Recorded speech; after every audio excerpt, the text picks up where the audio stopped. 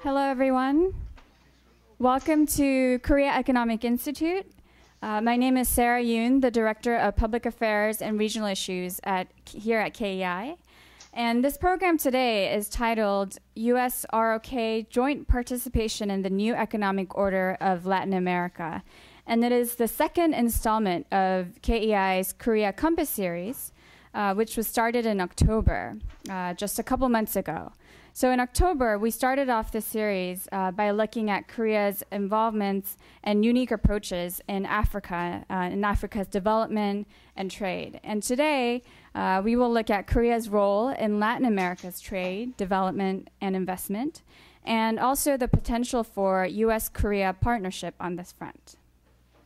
Just to highlight again, the Korea Compass series was derived from Korea's recent emphasis on international development and engagement with the world, especially with developing parts of the world.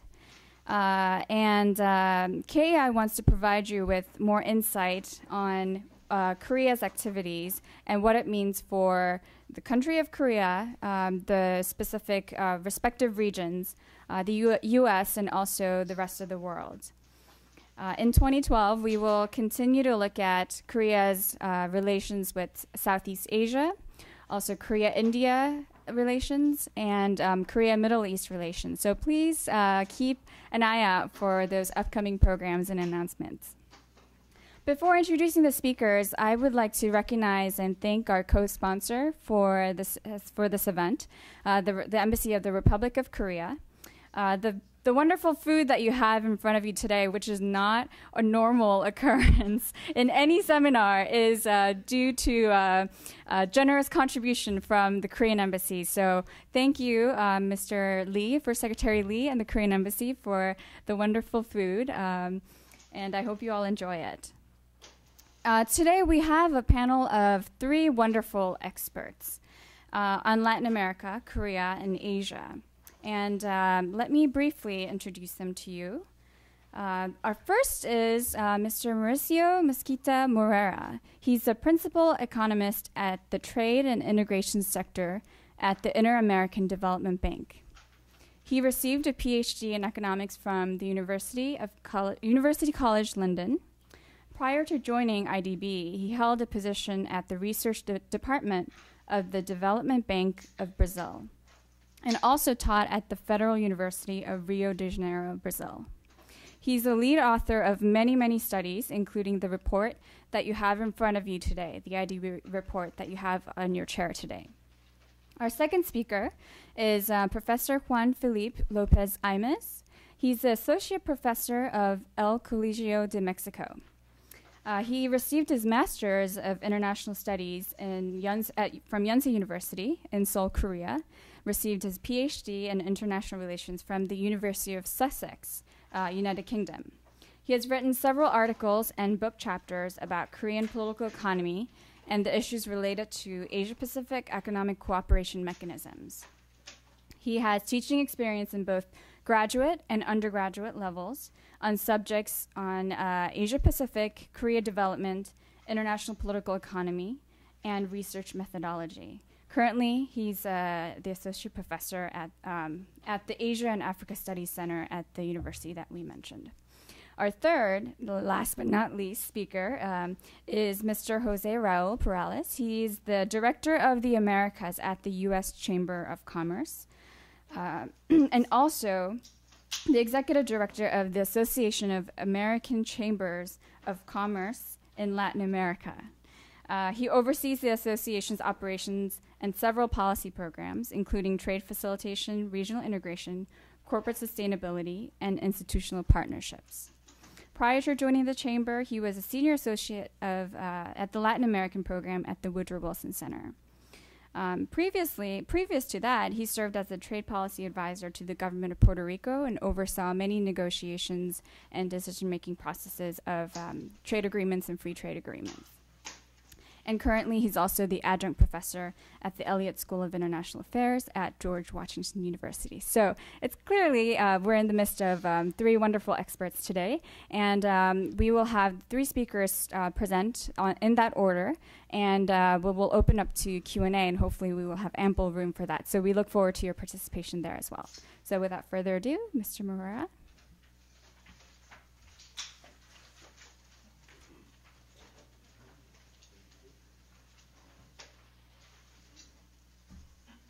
Sarah, where is the presentation?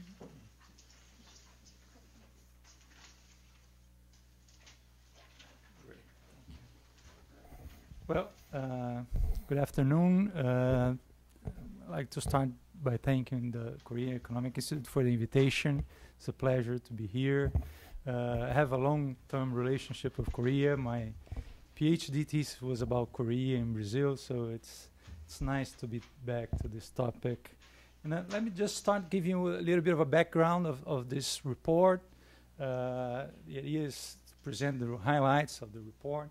But this is part of an effort that the bank, the Inter-American Development Bank, has been making to deepen the relationship between Latin America and Asia.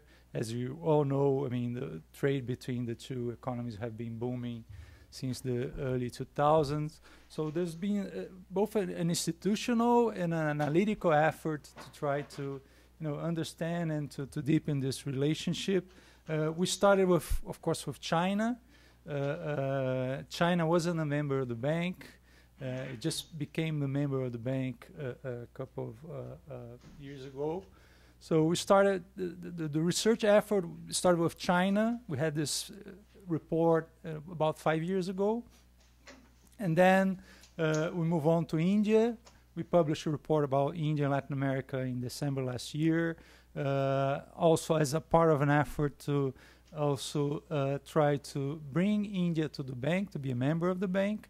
And now, and we also published another report about China, sort of revisit the China issue, China-Latin American issue in December last year, sort of looking at the last 10 years of this relationship. That's when things started to happen. And then Korea. This report was prepared for a business forum. It was held 2 months ago in Seoul. The bank was involved, and with this overall objective, trying to deepen relationship, particularly the business relationship between the two economies. So my task here was sort of to try to discuss what would be the policy issues in this relationship between LAC and Korea that governments in both regions could work on to try to improve this relationship. So let me just sideways or here? Okay. So very briefly, that's sort of the outline of my presentation. I'm going to start talking about the trade, what is behind, what are the drivers of this trade between LAC and Korea, the gains, what are the concerns, the issues that I see that could be sort of a stumbling block for the relationship. Then move on to the trade costs, which I think is the main policy issue that both governments can work on. I'm going to talk a little bit about investment in cooperation, more about investment and cooperation, more on the issue of how investment can be complementary to the issue of trade and sort of alleviate some of the concerns we have on the trade area. And then we're going to sum up with some policy recommendations. So let's start with trade. As you can see in those charts, and I'm always using China sort of because China is the big elephant in the room at the moment. So I'm trying to look at Korea and having it sort of the China relationship with Latin America as a benchmark. So there's a pointer here? No. Here. So if you look at China, everything started to happen between the LAC and China in the early 2000s. Now, before that, there's not much growth in terms of trade. Was the share of trade was pretty small on both sides of the relationship. Then in 2000, things began to explode. China went from less than 2 or 3% of LAC trade to close to 15% in 2010. Was very much a thing that I'm assuming is part of the fact that China sort of exhausted its natural resources. It had to import it from somewhere if they want to keep growing, at this breakneck rates. So clearly, LAC was one of the few regions where they could find the resource. And when you look at Korea, the relationship started to grow earlier than in the case of China. There's not a big jump like we see in China in 2000, but it started to grow since the early 1990s, and has been growing pretty fast. I mean, it's in terms of trade growth, it's only behind China in the last decade. It's clearly ahead of any other Asian partner or even any other partner in the world. So it has, the trade volume has increased significantly. The share, it's not as as high as in the case of China, but it went up to around between 2 and 3% of LAC trade, and the LAC share of Korean trade is around 5%. Which is similar to that we see in the case of China. And the contrast with Japan is pretty clear. You see that Japan was the biggest Asian economy in terms of share of LAC trade, and then just went downhill. Part of it's sort of a reflection of what happened with the Chinese growth was at the expense of Japan, but not so much. In the case of Korea, you don't see this effect. I mean, they both grow very fast. But you see in the case of China, you have something like almost $200 billion in trade. And in the case of Korea, you're getting close to $42 billion of trade. So, but you see that things started to happen in Korea earlier than in the case of China. What is behind this growth? I mean, this is the same story that you see with China. Now, this huge complementarity in terms of natural resources. No matter which resources you look at, clearly Latin America is much more abundant in land, and water, in minerals than is any of these big Asian economies. And was bound to happen. And if these economies start to grow very fast, they hit their natural resource constraints. They have to import somewhere. So even if the governments weren't doing anything, I mean, those two reasons were bound to meet in the international trade. In the case of Korea, I would say there's something more, something more than just natural resources. In the case of China, you see this big competition and dislocation in the manufacturing sector. China has managed to be competitive from labor-intensive to high-tech goods. And in the case of Korea, not only it's a smaller economy, so the impact, the competition impact is much smaller than in the case of China. But the manufacturing sector of Korea is much more specialized in high-tech goods. You don't see this very wide range of competitive advantage. So there's much more complementarity between manufacturing sector in Latin America and the manufacturing sector in Korea than there is with China. So you're not bound to see the same sort of frictions you see in China, which has been increasing, in volume recently. You're not bound to see that in Korea. So you not only have the natural resource component, which is clearly what is driving the trade, but you have a lot of potential here in terms of improving relationships, the relationship in terms of trading manufacturing goods. That's another thing that happens with China, but not so much with Korea, which is the relationship is very much concentrated in a very few countries, and this, of course, reflects the endowments, the distribution of endowments in the region. So it's very much about the Southern Cone, Brazil, Chile, Peru, and Argentina. And the difference with China is that Mexico doesn't show up when you discuss China. Mexico is just, in the case of China, it's pure Southern Cone. And you see in the Korea there's a relationship with Mexico, which is not about natural resources. So it's very concentrated, but you see more diversification geographically in the case of the relationship of Korea in Latin America than you see with China. And not just in terms of geography, but also in terms of products.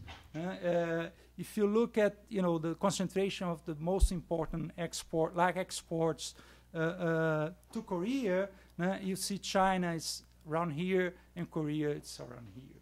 So the trade is not as much as concentrated in the case of Korea, which is a good thing. You don't just depend of soy, iron ore, and copper, which is sort of summarize all the trade between Latin America and China.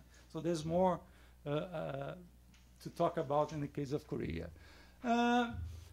So despite this greater diversification, it is about, the bulk of the relationship, it's about, commodities for machines. It's commodities for manufacturing. So in Latin America, exporting a lot of natural resources and importing a lot of machines from Korea, which is, it's not a surprise. I mean, that's what comparative advantages will say. That's what, we saw in the previous slide. There's this huge disparities in terms of natural resources. But there might be more things behind this specialization, but the bulk of the specialization is explained by comparative advantage, as in the region has this huge deficit in terms of manufacturing goods with Korea, and a surplus in terms of mining and agriculture products. But as referred earlier, if you look at the composition of LAC exports to Korea, you're going to find, for instance, that almost 30% of LAC exports to Korea are manufacturing goods. If you look at China or even Japan, this proportion this participation is much lower. So, it's more diversified, and you see more of the kind of goods, more sophisticated goods in LAC exports to Korea than LAC exports to China or Japan, which is one of the big sources of complaints about, LAC relationship with China, that you're just exporting basic raw materials. And apart from composition, diversification, there's the issue of trade balance, which also shows up in the case of China. In Korea, it's the trade imbalance is not as big. In the case of China, you're talking about $15 billion of imbalance. In the case of Korea, it's $14 billion. Smaller economy, small volume of trade. But you can see here the geographic, which reflects the endowments, the natural resources issues. If you divide the trade balance by the volume of trade, you get all these people here in Central America, which is the trade of Korea is basically imports from Korea. So the trade deficit explains almost the whole volume of trade, and you have surplus countries here, which is most of the countries are in the Southern Cone and they have natural resources. So this is something that it's clearly an issue for Central America and Mexico. Mexico's right here, but not so much when you talk about the South America and the South American countries. So the trade is clearly molded by comparative advantages, but there's something more about that. I mean, is there anything else that could be influencing or determining the composition, the volume of trade, and that the governments could do something about it? And then clearly, I think there's two issues that it's worth looking at, which is tariffs and transport costs, which we economists call trade costs. And again, the situation here is not as bad as when you look at China, or even if you look at India. India it's really the tariffs are so high that no wonder why trade is so low. In the case of Korea, these are average tariffs of Korea on LAC exports. I weighted by LAC exports to the world to avoid contaminating the data with what is already happening with the tariffs. So what you see is that, you got a lot of, two-digit tariffs, which is, not low at all. It's not the 60% that you find in India, for instance, or close to 30% in agriculture where you find in China, but there's a lot of room for improvement on both sides. And I did the same thing looking at, Korea exports to Latin America, and you also find a lot of two-digit tariffs there. There's, of course, exceptions. There's this trade agreement between Chile and Korea, and Peru and Korea, which managed to bring those tariffs down. They're both very comprehensive agreements. They also signed with China. It's much easier to sign with them because they are basically natural resource economies, so they don't have a competing manufacturing sector. But they're just two small countries in the region, so there's a lot of work to be done in terms of bringing those tariffs down. In the case of Korea, I would say when you look beyond tariffs and non-tariff barriers, the bulk of the work is, as one would expect, is in agriculture. There's this tariff quotas, which affects most of Latin American agricultural exports to Korea, and the tariff of outside quota are huge. So clearly you have something to do there. On the Latin American side, you don't see the same sort of reaction you see to China. For instance, if you look at the number of anti-dumpings that have been imposed on China in the last 5 to 6 years, it's just exploded. It's mainly in the Southern Cone, but it's just exploded. You don't see that happening in Korea. You see the number of cases are very small, even in the Southern Cone. But you do see some of, I think, in a way, Korea is sort of paying for a reaction that the countries are having to China. The case of Brazil, my country, for instance, which just imposed a tax on imported cars. And, the target was clearly China, but it ended up, having to apply this tax to everybody else. But you don't see, a lot of reaction in terms of non-tariff barriers targeting Korea. It's more the case of China. And in the case of transport costs, I mean, we have been doing this effort to try to draw attention to the fact that trade costs these days is not just about tariff. You also have to look at logistics, infrastructure, trade facilitation, and things like that. So we managed to get this data that it gives you exactly how much, for instance, in this case, Korean exporters pay in terms of freight to export to Latin America, and we just divide those freight costs by the value of those exports. And the figures that we get, for instance, in the case of Brazil, the tariff rate, it's almost, the freight rate at valoring, it's almost the same level of tariff. So it's equivalent to a 12% tariff rate. So it's smaller in the case of Argentina, but you look at the case of Peru, for instance, it is the big obstacle to trade right now. It's the equivalent of almost a 12% tariff. So I'm sure there's a lot to be done. I'm sure the problem is more on the Latin American side than on the Korean side. I mean, the Korean logistics, we all know that it's pretty good. But there's work to be done in infrastructure, in the logistics, in increasing competition in transport. Especially because you're talking about very heavy goods for Latin American exports and long distance. So you need to have an agenda on those costs as well. Investment and comparison. So here there's another nice distinction when you compare with China. China, there's a lot of talk, a lot of rhetoric. China's president went to Brazil and Argentina in early 2000 saying they would invest $20 billion, and it just didn't happen. Now, it's starting to happen now, but if you look at Chinese investment in the region, and these are figures from the Chinese Minister of Commerce, there's nothing happening until 2009, 2010. These are effective investments that effective went in. If you look at the announced investment, then it's, last year was $10 billion. But then to announce is cheap, isn't it? I mean, you can announce anything. But it's starting to happen now. In the case of Korea, you see, even though, it's 1/5 of the trade volume of the China, Latin America, you already see a substantial investment, substantially higher than in the case of China, which I think it's a very good thing. I mean, you can't just base your relationship on trade, particularly if trade has this huge imbalance that we're seeing.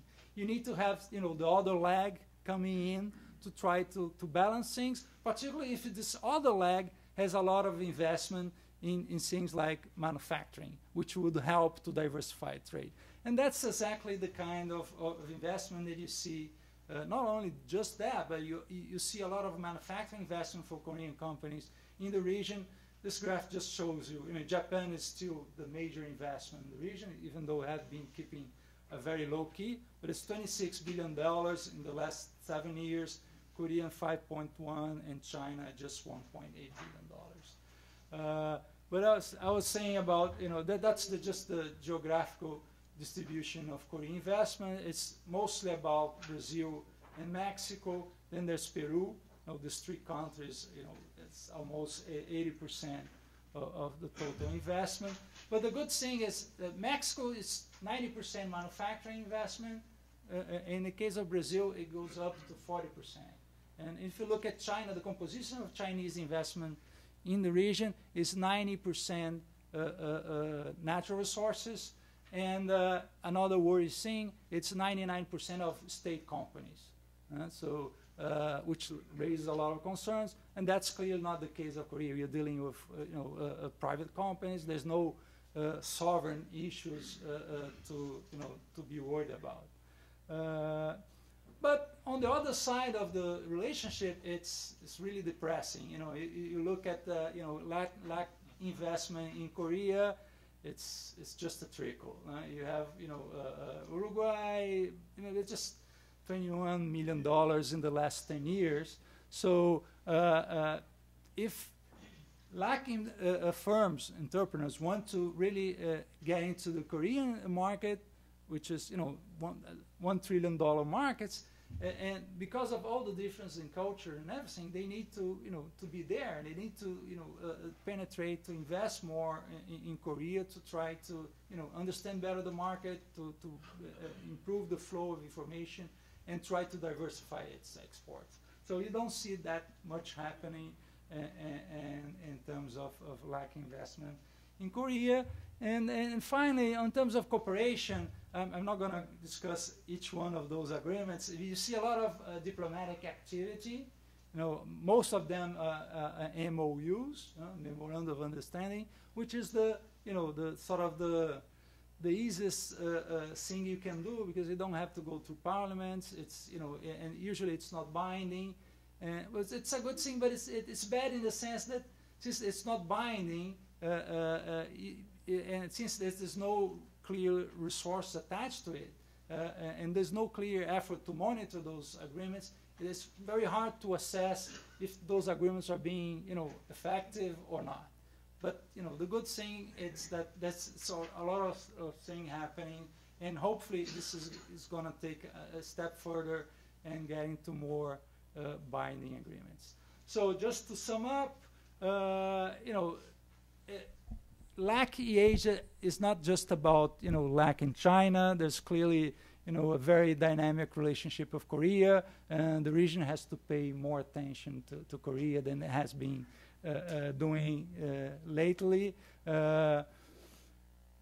Resource complementarity is clearly, as in the case of China, the big drive behind this trade, but there's clearly room, and you already see that in the data. It's more diversified. There's more complementarity also in manufacturing goods. So you can be more hopeful in the case of trade with Korea than with trade with China in terms of having a more diversified relationship.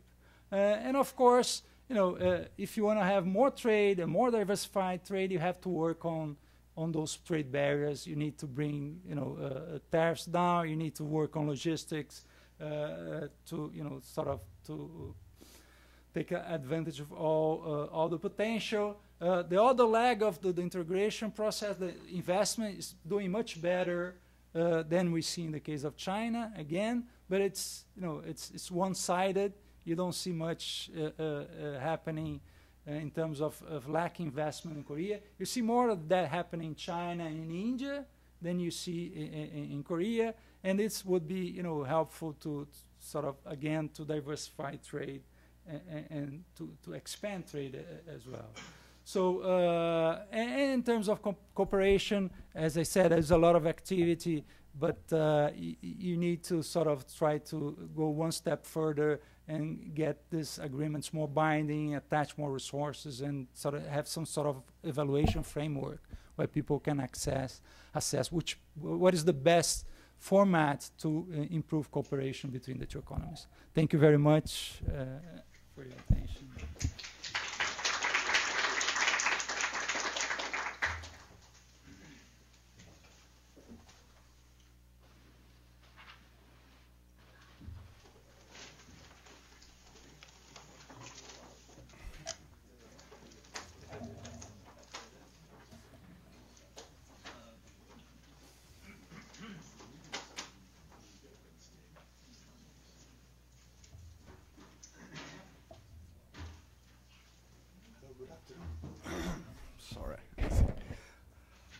Good afternoon.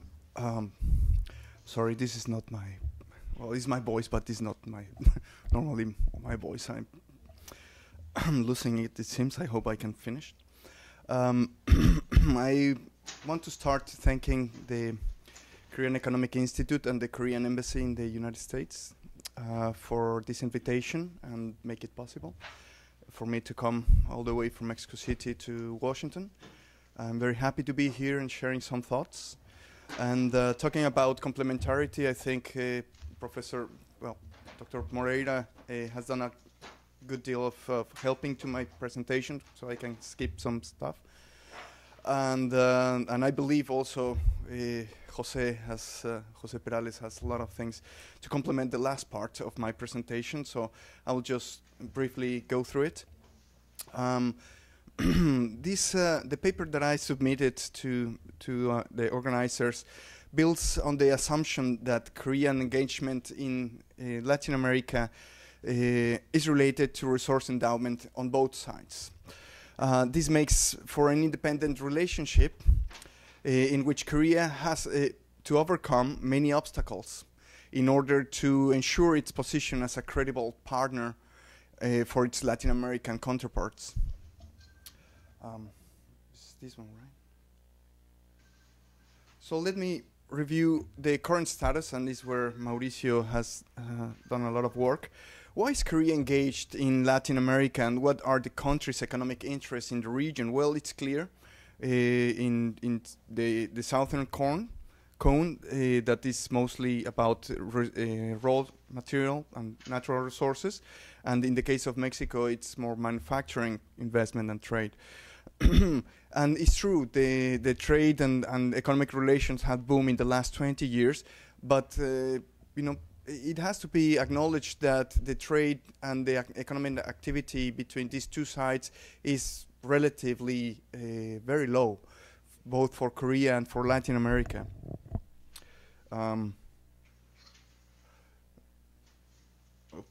Okay, so first is this relationship is mainly economic. Korea and its firms aim for natural resources, mining, agricultural goods, and notably energy sources, and cheap labor for assembly work in the case of Mexico. Stakes, therefore, for Korea seem much higher than for Latin America. And the composition of trade, as Mauricio has pointed out, it's mostly import Korean manufactured goods and high-tech products, and export raw materials and light manufactured goods. This structural asymmetry is due to the more advanced industrial development of Korea and resource-rich but less developed industrial and technological base in Latin America. Mexico has a particular advantage in that sense for the geographical factor, plays an important role in the country's trade and investment partners with South Korea, being the southern, Mexico being the southern neighbor of the United States. And for example, around 70% of the imports that of Mexico from Korea are inputs that will be assembled into final goods to export to the United States. However, economic engagement has evolved from natural resource seeking and market seeking to efficiency seeking internationalization of Korean firms. However, Latin America is not target for investment in high-tech activities other than assembling high-tech products. This is probably due to lack of an effective economic policy for industrial upgrading in our side, and the passivity of engagement from Latin American governments towards Korea. Another aspect of the Korean and Latin American relations is that this relationship is principally economic, as I said, but foreign economic policy has been more consciously designed in Korea than in Latin America. This is what my colleague and friend José Luis León, who has come here before me a few months ago, calls unilateral love from the Korean side. So can the Korean approach to international trade make a difference in our case? So let's take a look to the uniqueness of Korean approach. Why some Latin American countries are interested in partnering with Korea was one of the questions posed by the organizers. I consider three areas. One as a source of capital and technology. Another one will be as a counterbalance to major economic powers such as Japan or China. And this could be as having a perception that Korea is a more trustworthy partner and has less inclinations to dominate local economies, thinking maybe some patriotic or nationalistic views in Latin America. And the third aspect that I will note is as a diversifying force in economic and political relations. Given these backgrounds, is the Korean approach in Latin America unique? I think in some respect we can say it is. Korea is a special case in international relations because it has become a middle power in a fairly short time. As in their effort to catch up towards the center of the system, of the center and rich countries of the system. And also some characteristics will be that the Korean firms that invest abroad, especially in Latin America, do so in partnership with the firm's traditional partners. I mean, other Korean firms that have been doing business with the first company that goes abroad as supplier. And this leaves very small room for local companies to be suppliers of Korean companies. Another aspect will be the soft power of South Korea in Latin America, being cultural diplomacy and cooperation to foster economic expansionism. So what makes Korea's case special, although not quite unique at this point, is that its foreign economic policy is very much related to the economic necessity of guaranteeing the supply of raw and intermediate materials for its export sector, materials that can only be found abroad, as Mauricio has pointed out already. In recent times, the challenge is even greater, as it also is looking for cheaper labor to maintain its competitiveness in significant markets, for example, like the United States.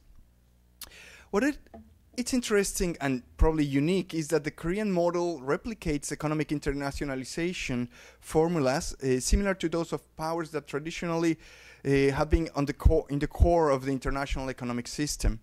Without having the stigma, however, without having the stigma and suspicion of a great power, Korea can easily mingle with the developing countries and contribute in helping others to raise their own economic and development levels. Being part of the OECD and the G20 places Korea in a pivotal position that helps to bridge the interests of the less developed economies with the rich countries. Notwithstanding the uniqueness of the Korean approach to Latin America, The above can also suggest several challenges. What are the distinct challenges that Korean investors face in Latin America? Is another question that the organizers put. I found, apart from the challenges raised up by Mauricio and other colleagues in Korea and in Latin America, I found 6 major challenges. One is China. Maybe now, comparatively, China is not a very big player in Latin America, but it's becoming such, and I think it will grow much higher. So this is a great challenge for Korea in their game in Latin America. China is currently aggressively expanding its economic influence as a buyer and investor in sectors that directly compete with Korea's goals in gaining access. And this is growing. Korea can try to formulate, my view of solution will be that Korea can try to formulate strategic alliances with local producers and suppliers. Another challenge will be to answer the question, what is Korea for us? And there's very little public attention to Korea.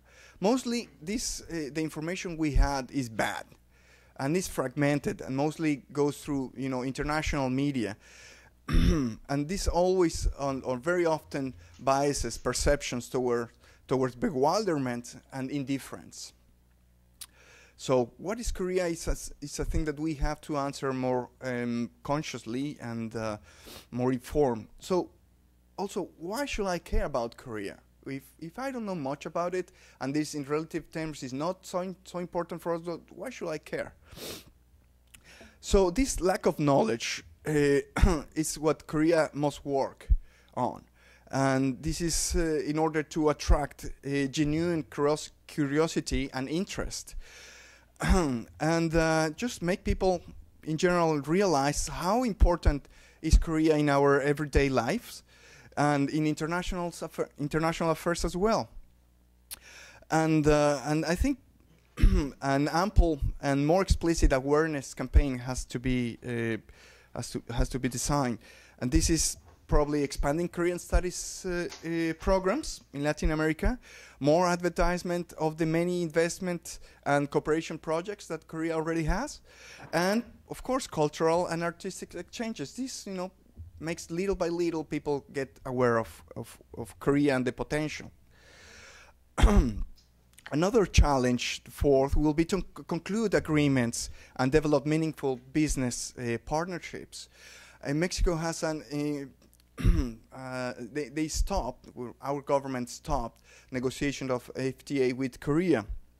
And okay, FTAs are okay, but Korea, I think, must seek alternative means of engagement. Probably cooperations agreements or MOUs. It's one step forward to do this. Maybe it's not enough, of course, but it's a way to do it, especially in certain cases. R&D centers, establish more R&D centers, and include more local firms in the production value chain. Maybe infrastructural, educational levels, business practices in Latin America may not be all too attractive to engage with on a long-term basis. So challenge lies more in Latin America than in Korea. And probably related, the fifth challenge is the low technological level that we found in Latin America. And this is why, or mostly why, Korean companies expand their own networks. Therefore, the type of internationalization that Korean firms can exercise in Latin America at this point will stick to what is available, which is cheap labor and natural resources. And, of course, related to that is the challenge of localization and incentives.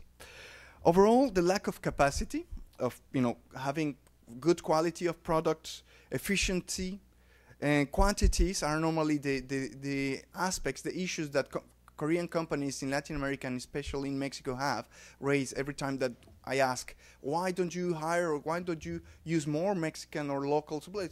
They don't deliver on time. Quality is not good, and they cannot, provide all the quantities that we need on time. So this is true, and also there's a lot, very high levels of labor rotation. They don't endure in the company for a long time, and the localization in terms of engaging local producers in the value chain is a problem that can be attenuated as business standards spread and as mutual understanding is fostered, I believe.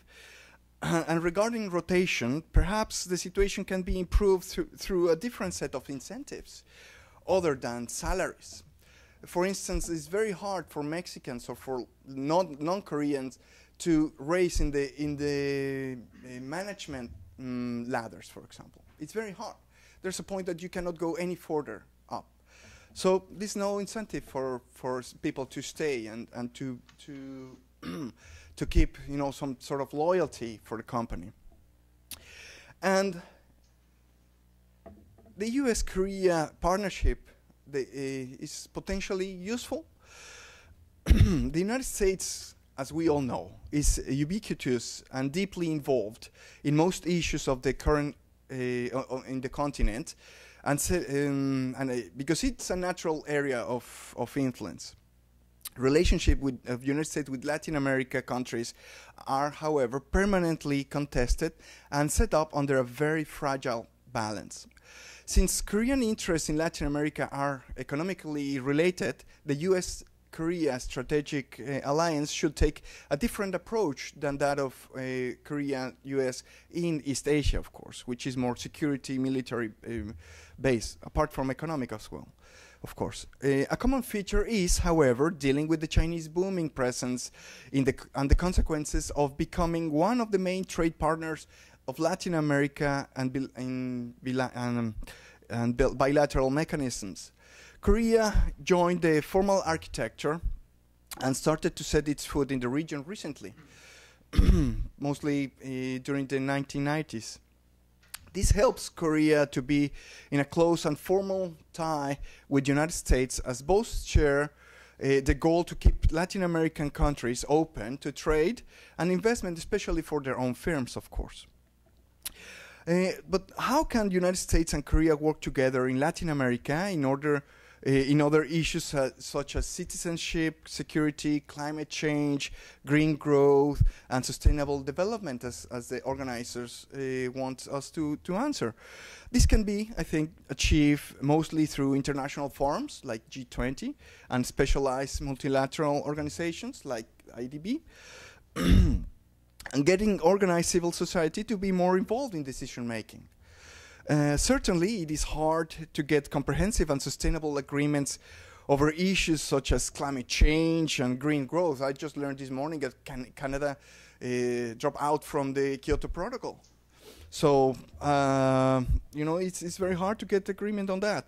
Sustainable development and keeping open economic economies are areas where Korea and United States partnerships could work more or less harmoniously, as both face the same challenge of China. An important note is in order here.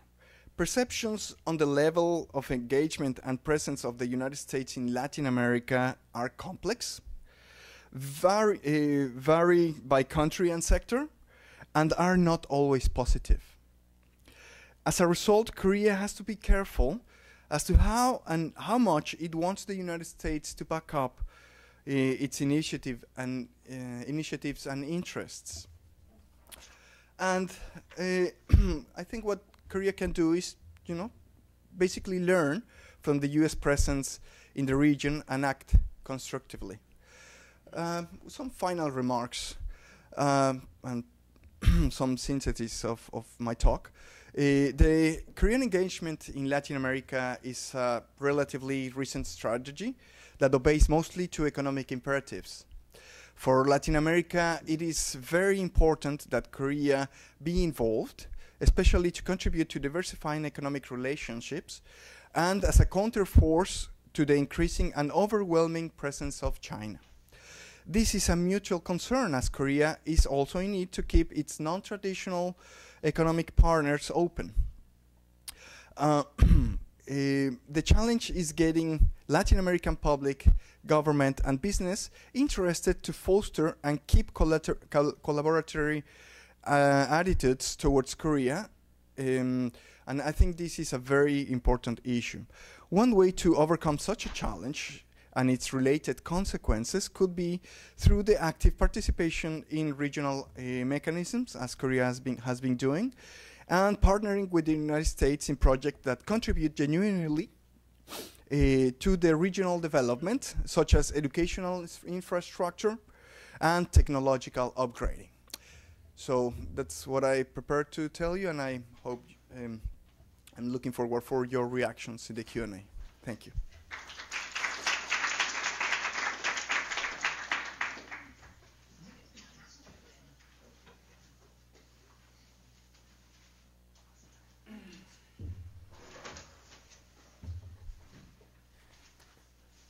Thank you very much. And thank you very much for the Korea Economic Institute, the Embassy of Korea, and colleagues for inviting me to partake today. I'm going to be rather briefer than my colleagues. I think that they have covered very amply many of the aspects of Korea economic relationship with Latin America.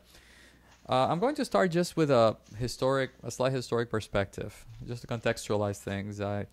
I'm a political scientist by formation, so we kind of like history and processes and things like that. So just give a context of things.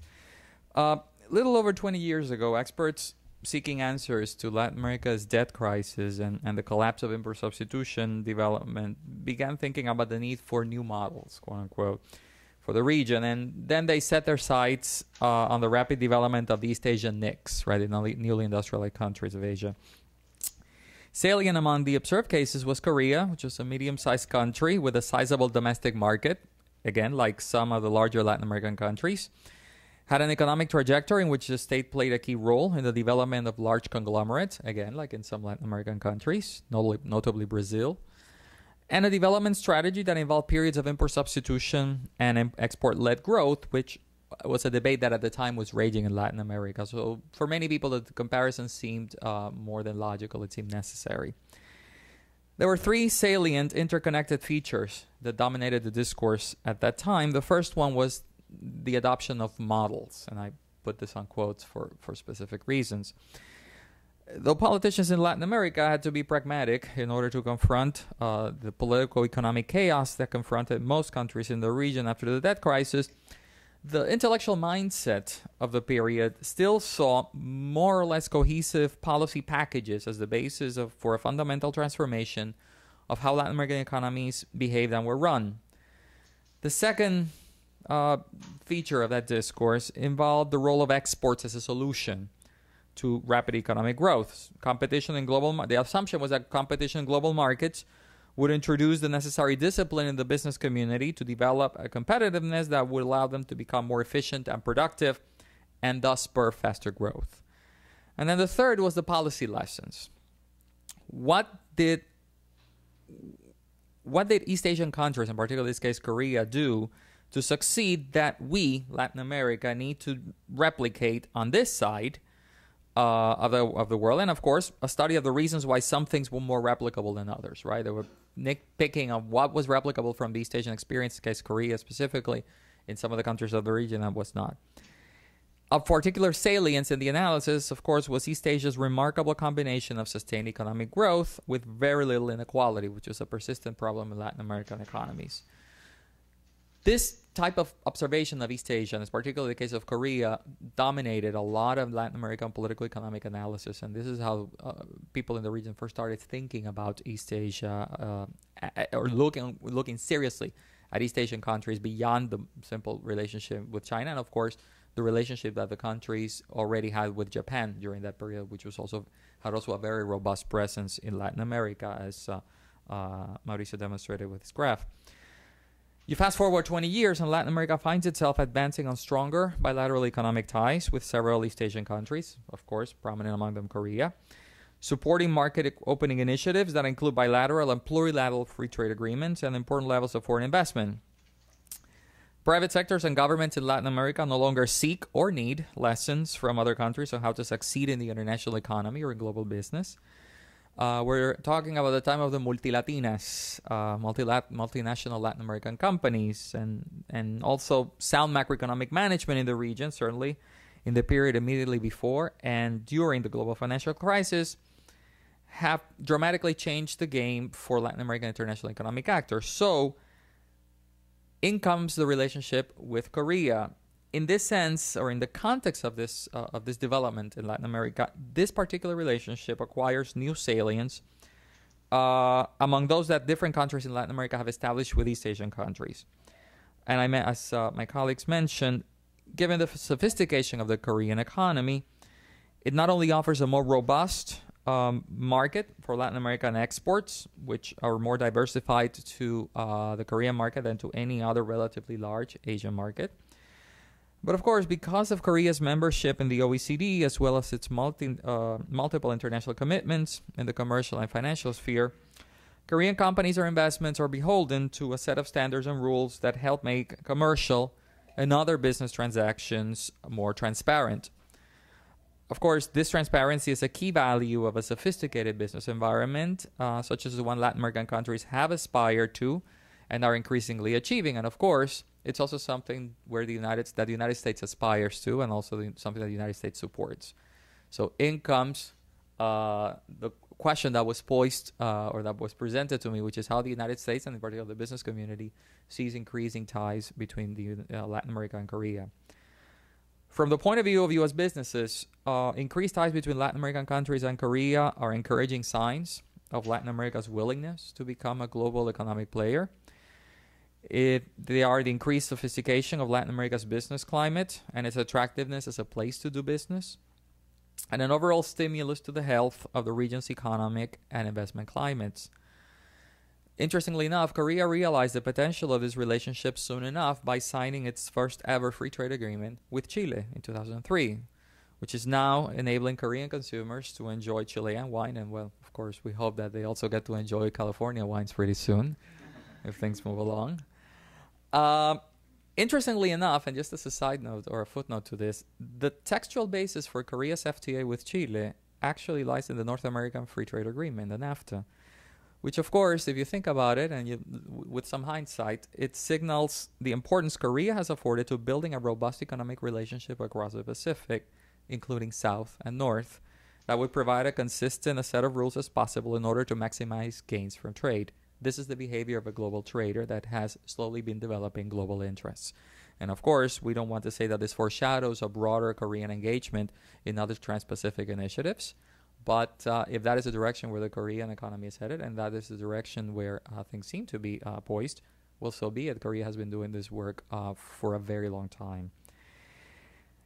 In order to foster the growth of this potential economic relationship, meaning the one between Korea and many Latin American countries, actually, Korea has become engaged in important assistance projects that support many of the same goals that U.S. commercial and other assistance has sought in the continent. Again, there is a confluence of interests and values in the relationship between Korea and Latin America that are, again, mutually supportive of what the United States wants from the region, or that reflects what the United States' relationship with the region is.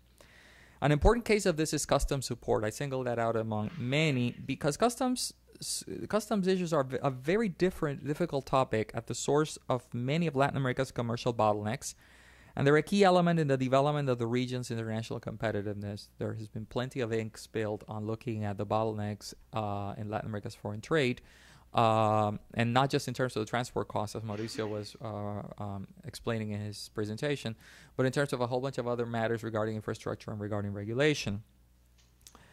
Korea's adoption of client-based digital technology in its customs procedures in 1998 became a source of inspiration for many Latin American countries, notably Costa Rica, one of the first countries in the region to examine the Korean case as it sought a major revamping of its customs systems. And in fact, in the case of the DR CAFTA countries, it has the most sophisticated customs systems of the entire region, again, inspired from the lessons from Korea. Korean assistance in customs modernization and management now covers a wide range of countries in the region, including the Dominican Republic, Bolivia, with whom Korea has just signed a customs modernization agreement, actually last week after Mauricio presented and the IDB completed the report, but also Ecuador, with whom it has also signed a customs modernization agreement. Both the U.S. government and the private sector have supported customs modernization projects in these and other countries of the region and continue to do so. In fact, from the point of view of the U.S. Chamber, one of the targets, one of the goals in terms of the the Association of American Chambers of Commerce in Latin America has been not only customs modernization and trade facilitation, but also to move Latin American countries towards an acceptance and a ratification of the revised Kyoto Protocol on trade facilitation. No country in Latin America has signed or has acceded to this protocol. Actually, only one has done so, Cuba, which is kind of a non-starter for the United States in terms of this. So you can imagine where our frustration lies. So beyond collaborative efforts such as these ones, and to support what Juan Felipe and Mauricio were saying, there are plenty of other areas that remain for further development of the Korea-Latin America relationship and for mutual learnings, which of course are of interest to the United States businesses. Korea's spectacular economic growth owes to many factors, but a salient one is the consistent increase in total factor productivity in comparison with, for example, Brazil or Mexico. In the case of Mexico, for example, according to ECLOC, total factor productivity between 2004 and 2008 was actually negative. So again, the question of industrial upgrading and productivity is something where there is room for sustained cooperation and for a mutual exploration of things that work and don't. Important trade barriers remain in bilateral trade. Mauricio covers some of these, and not just in traditional tariff terms, but also in terms of non-tariff barriers like TRQs, non-automatic import licenses, mostly applied in the case of the Southern Cone, which is a big one of the places where most Korean business concentrates, and in particular, local content requirements in the case of Argentina, which is now Korea is one of the countries that has been raising a series of questions regarding Argentine trade practices in conjunction with the EU, the United States, and other trade partners. And of course, this also involves the type of economic relationship that exists, or bilateral commercial exchange, that doesn't foster Korea's ability to establish investments in the country this way. So even though these matters do not represent obstacles and problems in the bilateral relationship per se, they in fact represent opportunities as Latin American businesses mature and continue their pursuit of global commercial and investment partners. In this sense, one important feature that I want to highlight is the fact that for most Latin American countries and Latin American businesses, Korea is regarded as a partner, not just as a market, not just as not a competitor, not a threat, it's a partner. Unlike China, of course, and even the case of India. So in this sense, as Latin American businesses and economies grow in a more assertive role in participation in international markets and in global markets, my conclusion, or at least a conclusion from the point of view of U.S. business, is that Korea can definitely play a key role in Latin America's pursuit of a more assertive global presence. Thank you.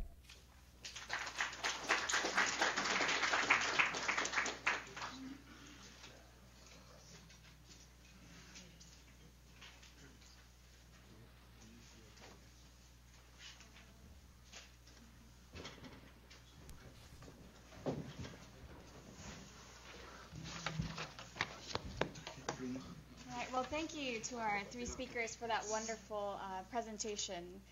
We covered sort of the basics of Korea-Latin America trade and the key issues and the challenges.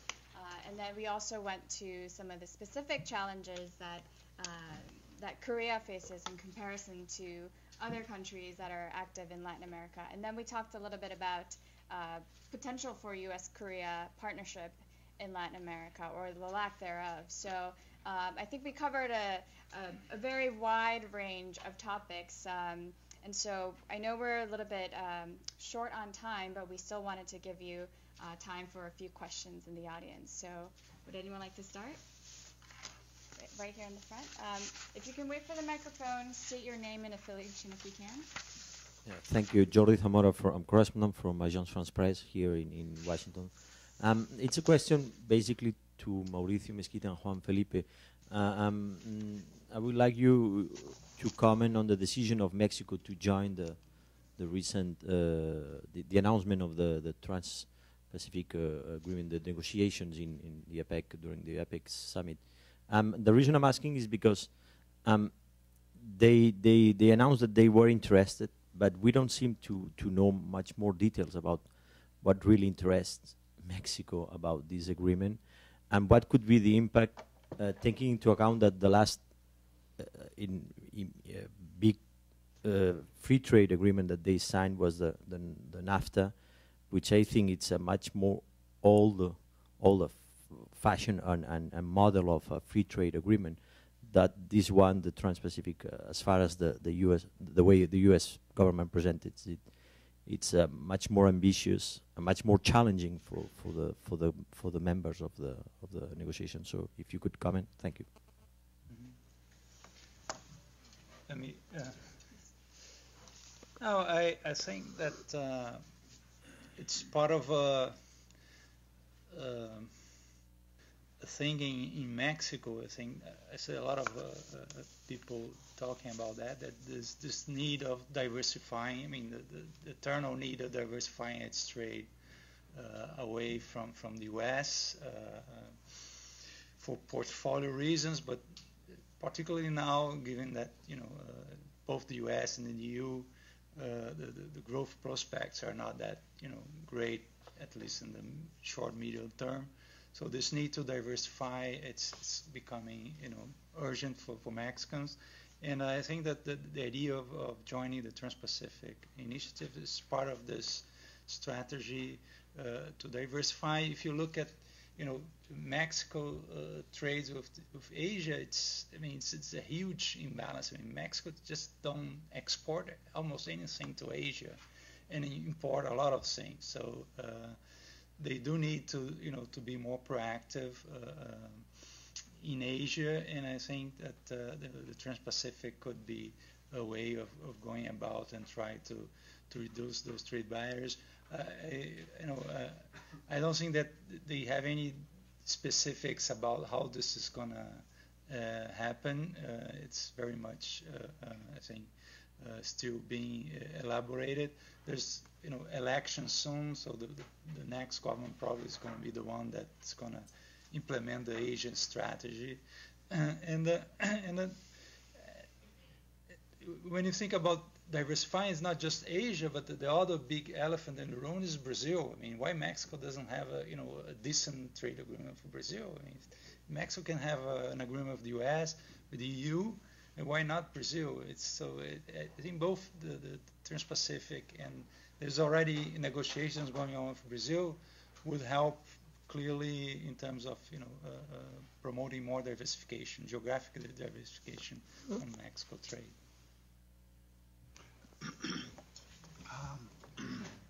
Starting backwards, I know that there's the negotiations with FTA with Brazil started, but happened the same as with the negotiations with Korea. They stopped, and there's a lot of pressure from the private sector in Mexico towards the government, which at this point is very weak.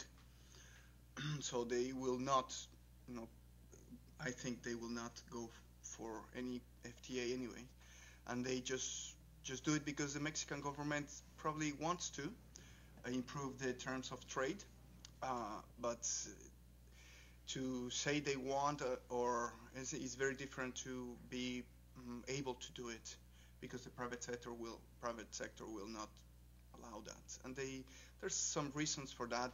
And one, from the private sector, what they say is they're not willing to sign any, at least bilateral FTA, until the structural reforms are done, and this doesn't seem likely to happen, at least in this government, which is going to change at the end of 2012. But right now, it's already the competition for presidency. It started already. So you don't think that Mexico is going to approve any free trade agreement, at least bilateral? And regarding the TPP, in this government, or you think in this government, in this government. And that's my personal view, okay? I'm not talking about El Colegio's view. Maybe it's different. That's my personal view.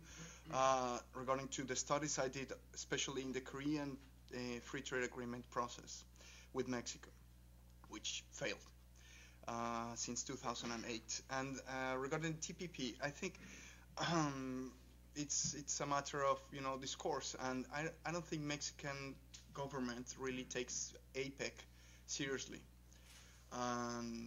So, and this TPP probably in the APEC framework or context, whatever has been said, I'm not sure they mean it, because I know that there's this interest to diversify, but that's an interest that I think is more rhetoric than real. Business groups, they don't really, I mean, big business group, maybe they are not very willing to diversify. They're happy with their relationship with the United States and probably with Europe. So East Asia or Asia Pacific countries probably is not their main interest, and maybe they will not be willing to risk anything more than basic relationship towards East Asia. I think this is wrong. I think we should diversify. I think we should go, act differently. But it's complex, as I said. There's a lack of understanding, and of at least from Mexico towards East Asia, there's a very general views and perceptions, and most of them, I think, they are in terms of the risks, and Mexican business people, I think, other than the relationship with the United States, are very risk averse. So I don't think they're going to go for it. Are they going to support any going much further with the TPP? If I may just say something to those effects, and then like when Felipe was saying, a big problem, the fact that Mexico and Brazil, the negotiations for a Mexico-Brazil FTA collapsed or have stalled, and actually they have just said that they will relaunch them. There's a diplomatic note that says that they will relaunch them. It's actually very notable. It's the first time that two Latin American countries who are members of LAIA have had a problem in negotiating a free trade agreement, actually one of them boycotting it. I mean, this is a first, and of course it adds to the question of whether Mexico wants to engage in more trade agreements. There's a tremendous amount of pressure, as Juan Felipe was saying, from the Mexican private sector to the government to say, we want more implementation than rather more new agreements.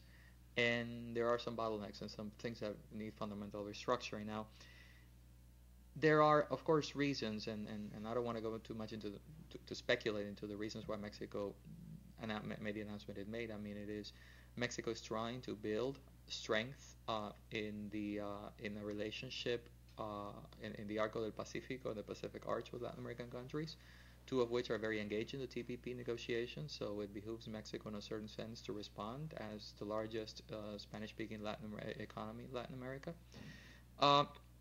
But there are obviously very important challenges to Mexico in this sense. And going beyond the political, it means in terms of the agreement itself. For example, some countries in the TPP are pushing for a relaxation of intellectual property provisions, which is something that is, of course, an important issue for Mexico, and is, of course, something that the United States really does not want to see. So that will be a contentious issue in any case. And TPP, interestingly enough, and this is where I think that will be the most interesting aspect to watch, at least in terms of Mexico joining, is the fact that TPP contains a chapter or a table of negotiation on state-owned properties, or state-owned enterprises, sorry, and which is an area that is not a part of the NAFTA, and it's not a part actually of any Latin American agreement with the United States, but Mexico certainly has something to say in that regard. And of course, it's something where Mexico and other countries in East Asia share some common interest. So I would say that is, from my perspective, personally speaking, that's a very interesting area to see how Mexico engages the process. Next question. Juan.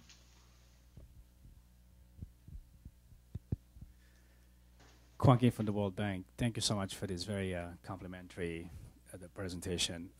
My question is, when I talk to different governments, the three priorities in terms of economic growth in Latin America is productivity, value added, and diversification. So what you described in your presentation, it's clearly supposed to address some of those concerns. But one of the things is that I saw a lot of aspiration of how all three presenters mentioned about aspiration of Korea becoming an alternative to China, to become more diversified partner. But the numbers that Mauricio, you presented, tells us a little bit otherwise. So I want to push the envelope a little bit. we have 28% manufacturing. That's not really much, and the FDI numbers are really low. So the numbers are telling us otherwise in terms of what you hope Korea should be as a partner. And I just want to push the envelope a little bit.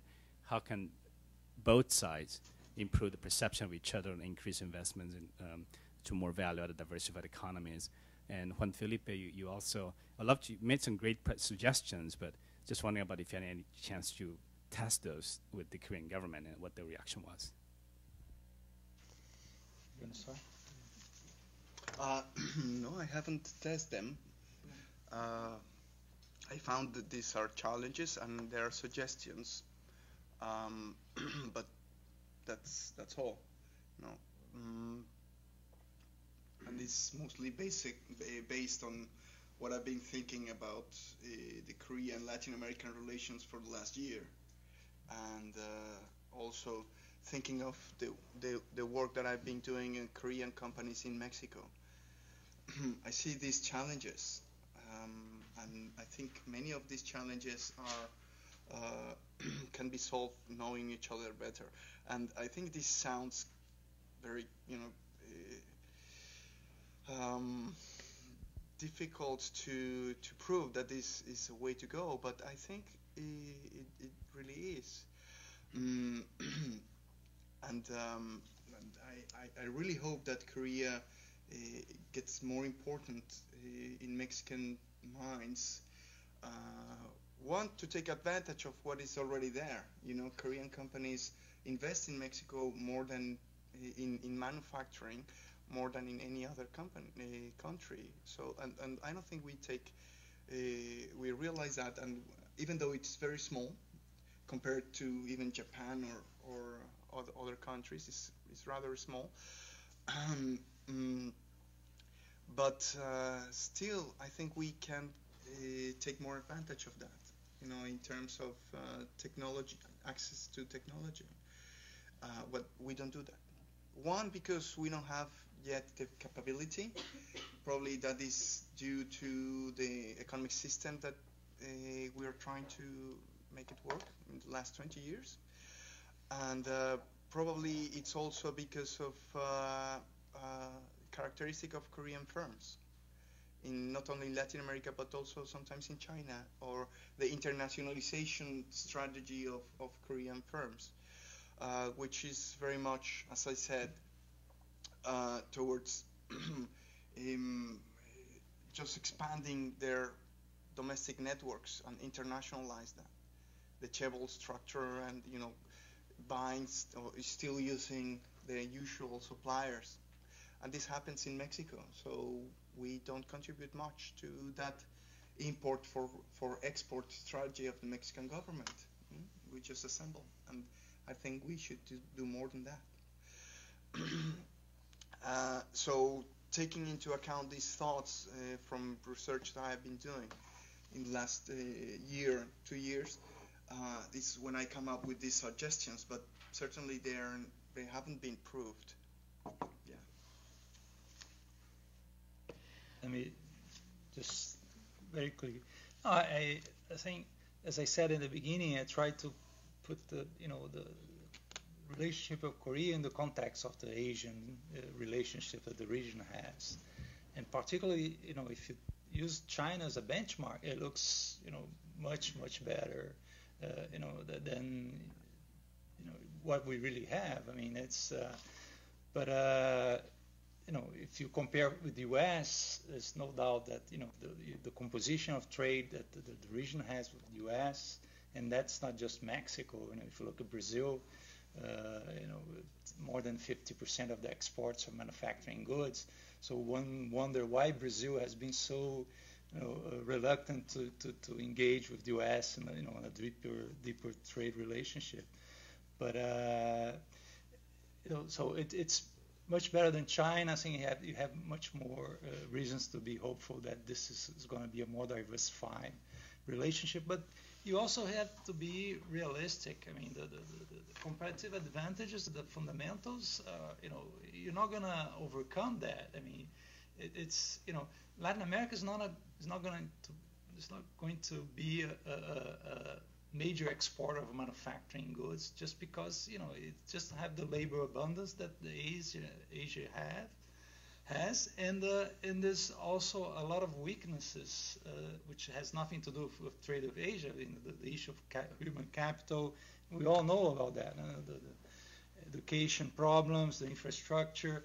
So there's a lot of issues that have to do with weaknesses of the region and the comparative advantage of the relationship. So it's never going to be, the type of trade that you see with the U.S., for instance. It's not going to be, as diversified as you see that.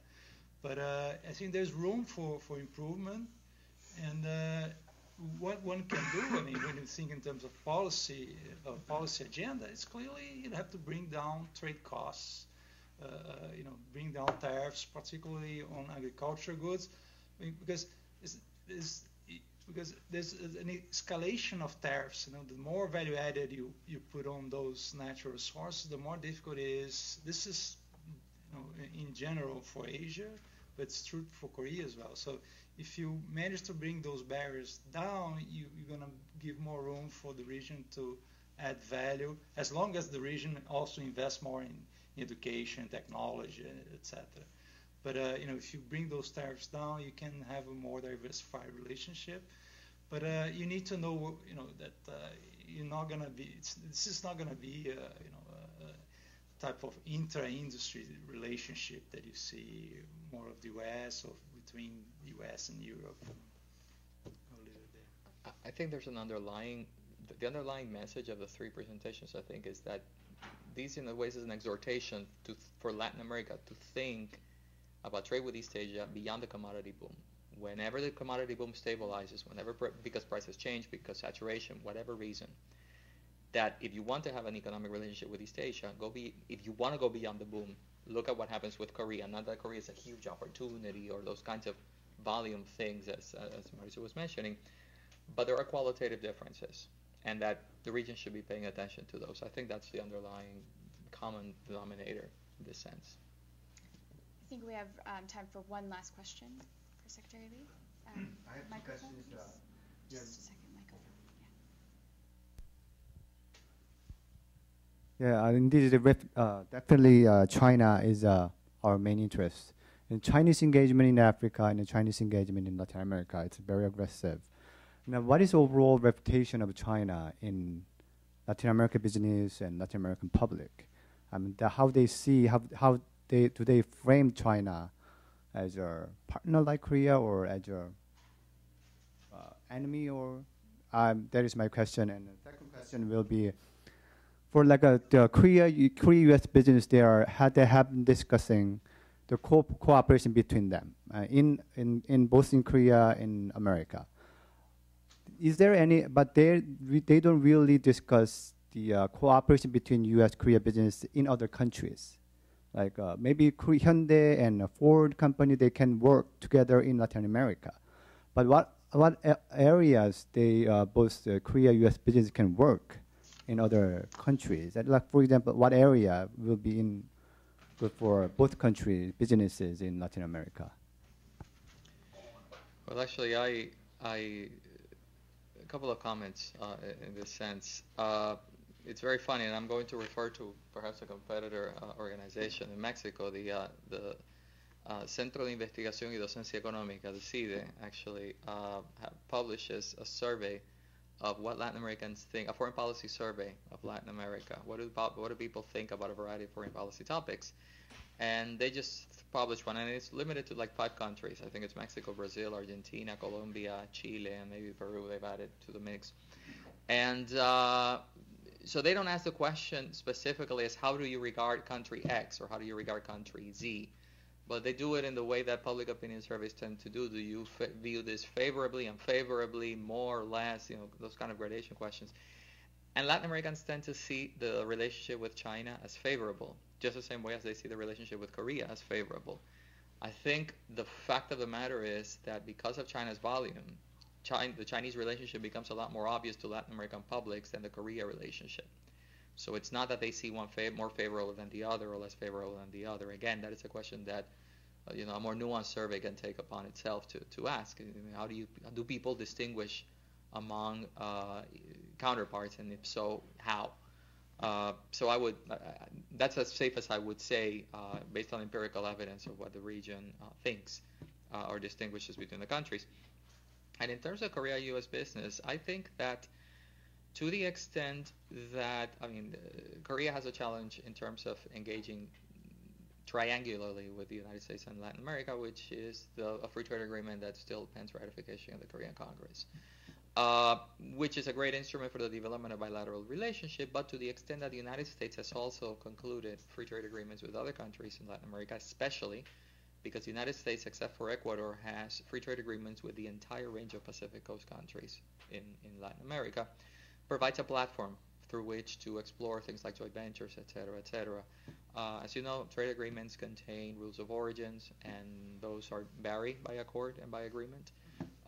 So some of the more obvious choices for an expansion of a business platform also confront the challenges my colleagues were mentioning. In case of Mexico, for example, which is kind of like the prime platform in the sense for a more collaborative engagement, but certainly not the only one. And so to the extent that there is a ratification of the agreement, and that this opens the possibility for joint ventures and other types of things, yes, there might be a role for joint business collaboration in this sense. For example, that Korean companies in the United States can export to the region using, of course, the FTAs that the United States has negotiated with Korea and vice versa, and with Latin America, and vice versa. So that we see that possibility happening, yes. And just, well, my impression, perhaps it's not as scientific as Jose was saying. If you look at policies that have been adopted towards China, if you talk to government officials or look at the press, it varies a lot across the region. But wherever there are manufacturing interests, I think the attitudes towards China have changed radically.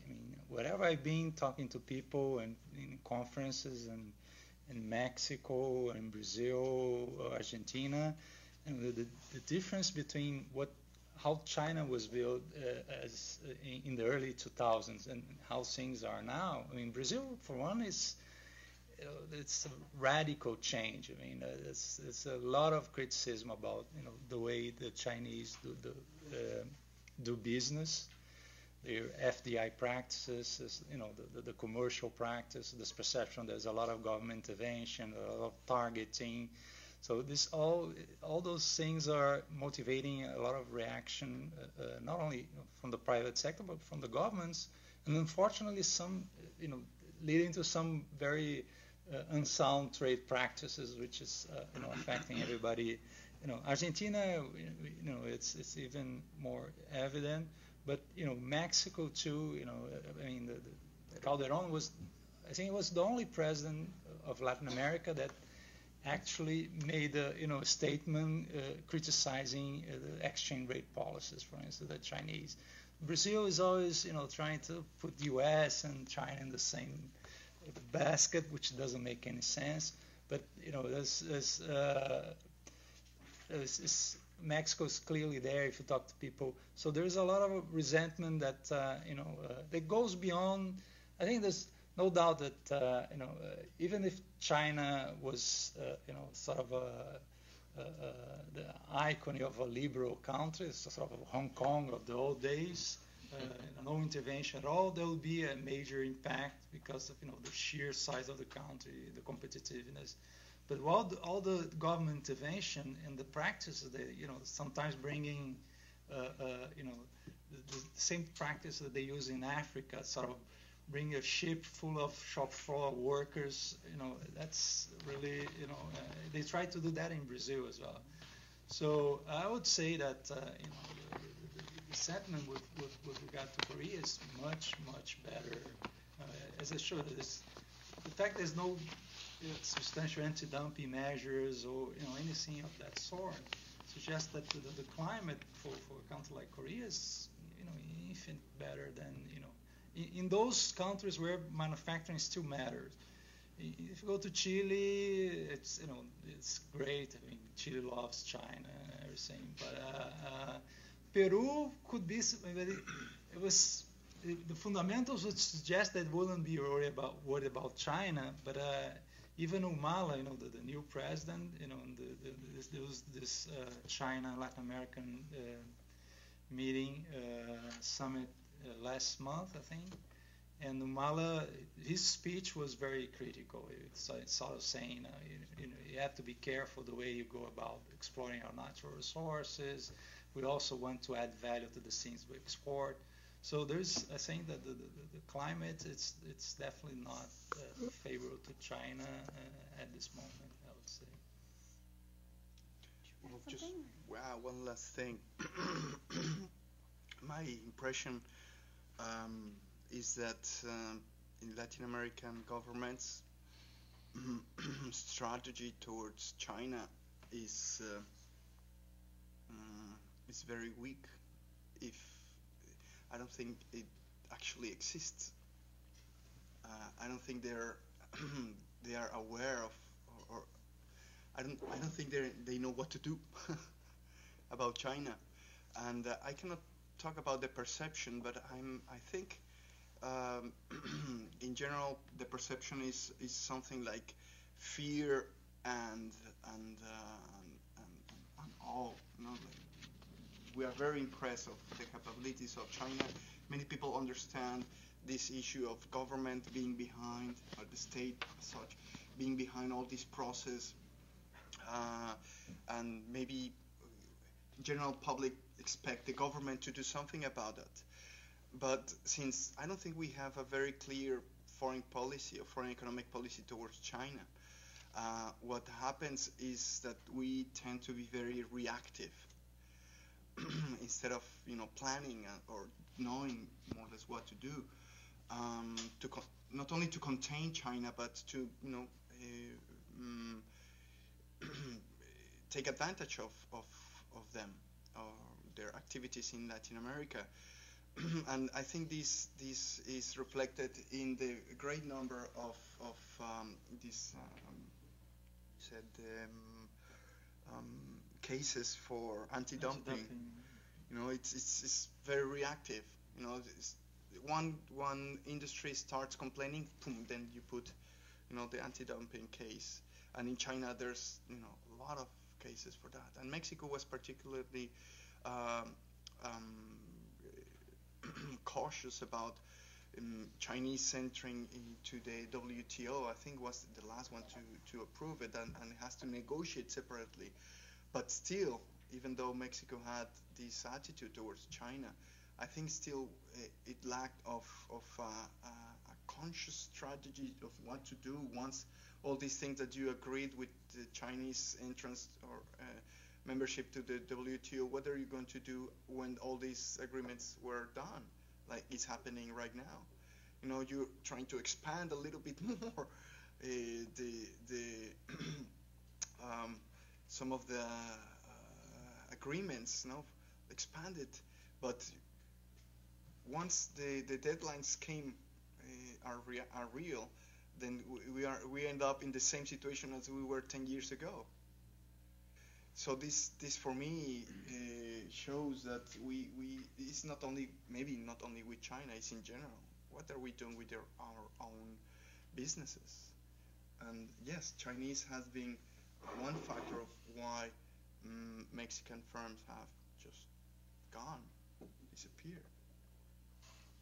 And I think all of us Mexicans, not all of us in the panel, had someone that has worked in an industry, certain industry, and nowadays they do something else because of a Chinese company. It just produces cheaper.